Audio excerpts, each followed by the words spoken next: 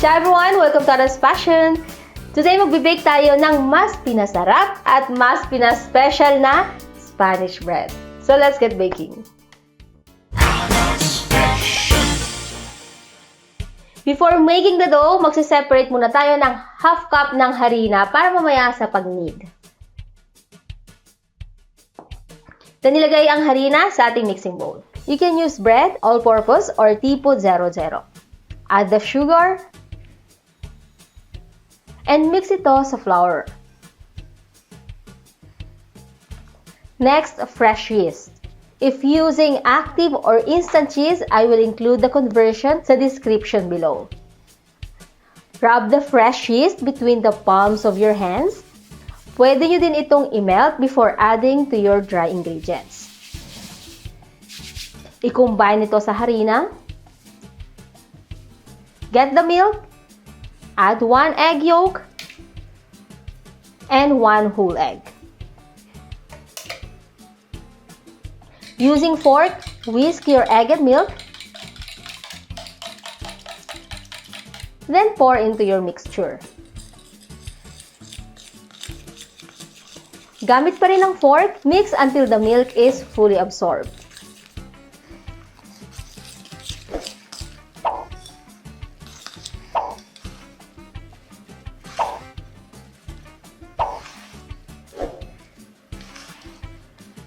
Add your oil and fold again. Any flavorless oil pwede. Next, ang salt. Mix to combine. At ang last, soft or room temperature butter.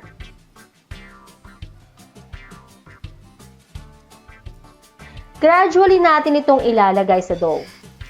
This time, gagamitan na natin ang kamay. Tuloy-tuloy lang ang pag-mix and fold hanggang sa mag-absorb na ang butter.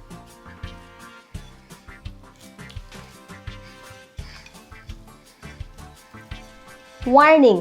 This dough is very rich dough, kaya super soft and sticky to. Kaya be patient.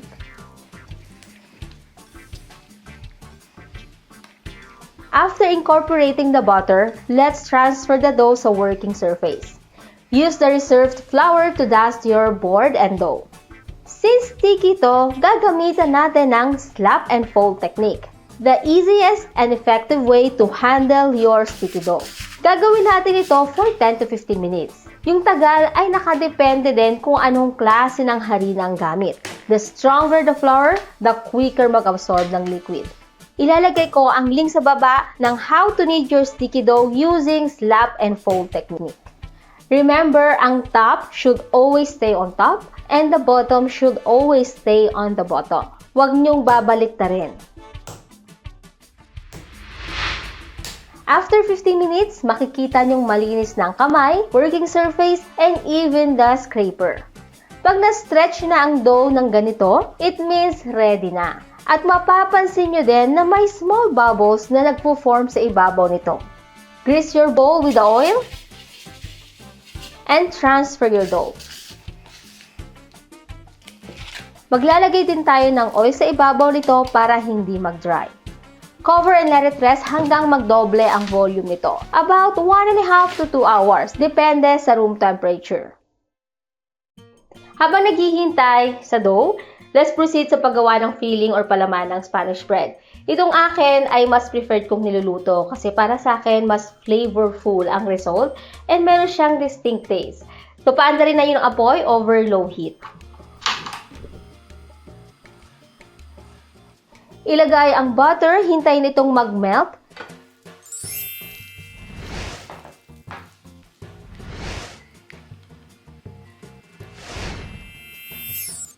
Pag nag-melt na, add your flour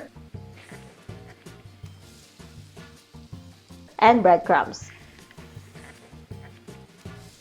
I-mix until fully combined.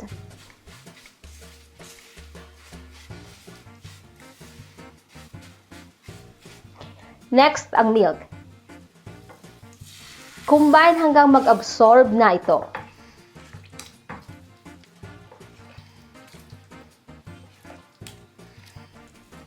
Once done, kill the heat.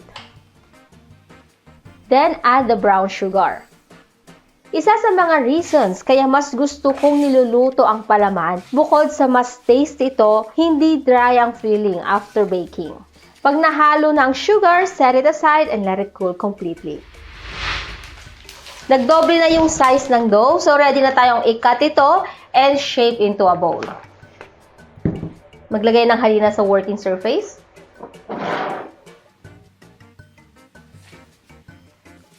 Deflate the dough by pressing it down. Pwede nyo ding i-fudge kung gusto nyo.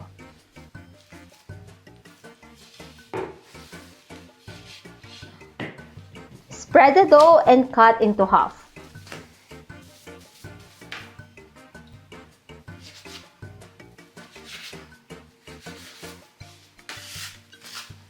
I-fold papunta sa center. Then fold again. And press the seam to close. Tignan nyo guys kung gaano ka-soft ang dough natin. Kaya naman super soft din ang resultang Spanish bread ninyo.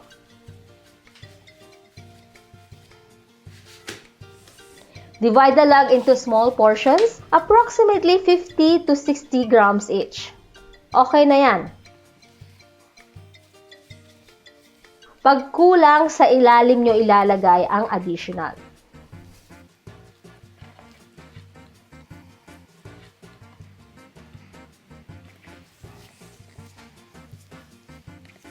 After dividing, roll each pieces to form a bowl. Paikutin nyo ng ganito.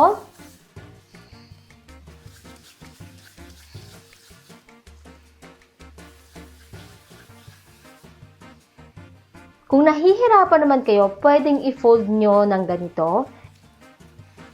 Then, bilugin sa palad.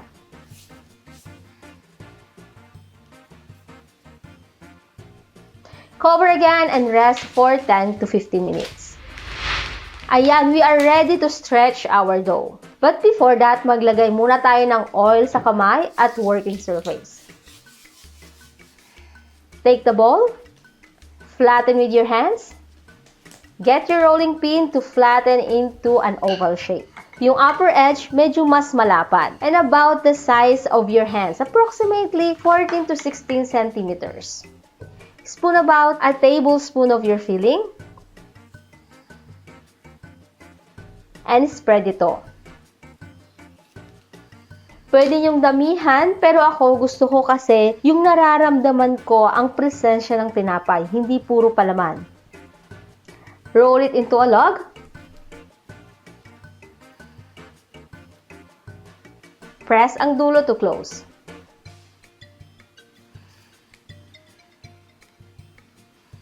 Transfer sa breadcrumbs and coat completely. Siguraduhin na fully coated ito. Transfer sa baking pan na nilagyan ko ng breadcrumbs para hindi didikit. Ipapakita ko ulit sa inyo kung paano.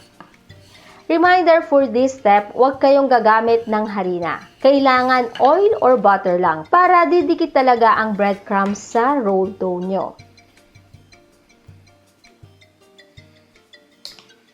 Kung hindi pa po kayo nakakapag-subscribe sa Anna's Passion, please consider subscribing and ring the notification bell para updated kayo sa lahat ng aking new recipes. Maraming salamat po!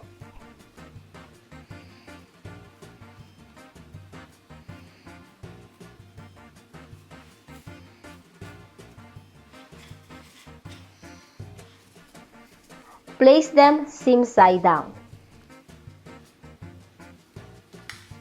Cover again and ferment for 45 minutes to 1 hour.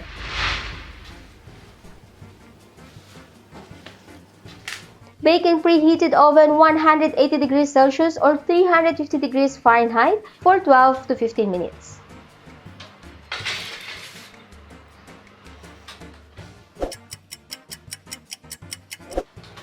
Wow! Ang perfect ng pagkaluto. Ganitong pagka-brown ang gusto ko sa aking Spanish bread. Rustic look. And of course, tastier. There you have it, guys, our soft and pillowy Spanish bread. Siyempre, for tasting time, ang magja-judge ay ang aking Italian husband na si Fabio. Of course, this one is one of my favorite recipe, eh? Delicious. So, let's taste. Get one? This one. Do you open? No, you open. Me? Yeah. I do the honor? Wow, look at that. So soft. Look. You should see and you should try. Chin chin. How much is delicious? Chin chin. Mm. The feeling is amazing. That is And the that's star of the show. The the filling. start of the show, of course. And the bread, so soft. Soft like a cloud.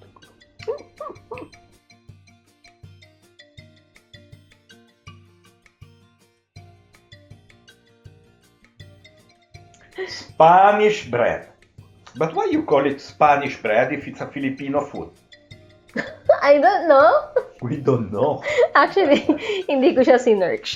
So, if you know why, write it in the comment. Okay? Paki-comment sa baba and let me know the answer. Yeah, because we are very curious to know. Okay? Okay. So, let's eat. And thank you so much. Bye-bye. Thank you so much for watching. And try nyo na to, guys. Sigurado akong mapapa-thumbs up kayo sa sarap. Mm. So for now, Ciao.